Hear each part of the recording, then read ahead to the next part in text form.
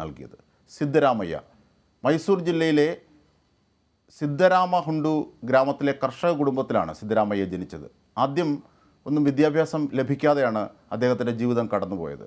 ആട്ടിടയനാക്കാനായിരുന്നു വീട്ടുകാരുടെ തീരുമാനം. പക്ഷേ പിന്നീട് ചരിത്രത്തിലേക്ക് നടന്നു കയറി ജനങ്ങളുടെ മഹാ ഇടയനായി അദ്ദേഹം മാറുകയായിരുന്നു അദ്ദേഹത്തിൻ്റെ ജീവിതത്തിലേക്ക്. 1978 മൈസൂർ താലൂക്കിലേക്ക് നടന്ന തിരഞ്ഞെടുപ്പാണ് സിദ്ധരാമയ്യയുടെ രാഷ്ട്രീയ പ്രവേശനത്തിലേക്കുള്ള നിർണായക വഴിത്തിരിവായത്.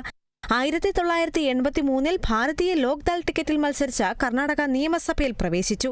ആ വിജയം സിദ്ധരാമയ്യയ്ക്ക് വലിയ പ്രശംസയാണ് നേടിക്കൊടുത്തത്. ഓൾഡ് മൈസൂരിലെ സൂപ്പർ സ്റ്റാറായി മാറി സിദ്ധരാമയ്യ. കന്നഡ ഔദ്യോഗിക ഭാഷയായി നടപ്പാക്കുന്നതിന് മേൽനോട്ടം വഹിക്കുന്നതിനായി രൂപീകരിച്ച കന്നഡ നിരീക്ഷണ സമിതി കന്നഡ കവാലുവിന്റെ ആദ്യ പ്രസിഡന്റായി സിദ്ധരാമയ്യ ചുമതലയേറ്റു. 1985 ഇടക്കാല തിരഞ്ഞെടുപ്പിൽ അതേ മണ്ഡലത്തിൽ നിന്ന് വീണ്ടും തിരഞ്ഞെടുക്കപ്പെടുകയും മന്ത്രിയായി സത്യപ്രതിജ്ഞ ചെയ്യുകയും ചെയ്തു. മൃഗസംരക്ഷണം, വെറ്റിനറി വകുപ്പുകളായിരുന്നു ആദ്യം കൈകാര്യം ചെയ്തിരുന്നത്.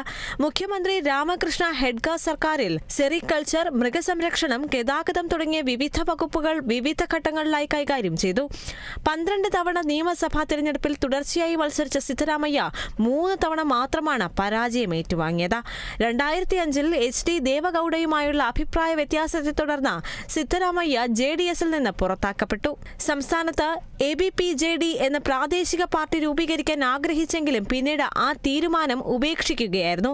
പിന്നാക്ക വിഭാഗങ്ങളിൽ നിന്ന് ബഹുജന പിന്തുണ നേടിയ സിദ്ധരാമയ്യ സോണിയാഗാന്ധിയുടെ സാന്നിധ്യത്തിൽ ബാംഗ്ലൂരിൽ നടന്ന പൊതുയോഗത്തിൽ കോൺഗ്രസിൽ ചേരുകയും ചെയ്തു.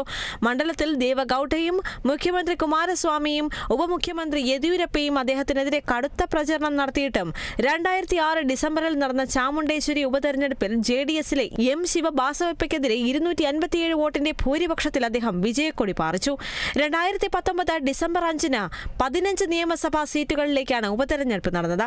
മത്സരിച്ച 15 സീറ്റുകളിൽ 12 എണ്ണത്തിലും വിജയിക്കുമെന്ന് സിദ്ധരാമയ്യ ആത്മവിശ്വാസം പ്രകടിപ്പിച്ചെങ്കിലും കോൺഗ്രസിന് 2 സീറ്റുകൾ മാത്രമേ നേടാനായുള്ളൂ. ഇത് സിദ്ധരാമയ്യയുടെ നേതൃത്വത്തിന് വലിയ തിരിച്ചടിയായി. അദ്ദേഹത്തിന്റെ നേതൃത്വത്തെ ചോദ്യം ചെയ്തുകൊണ്ട് സ്വന്തം പാർട്ടിക്കാർക്കിടയിൽ അഭിപ്രായ വ്യത്യാസങ്ങൾ ഉടലെടുത്തു.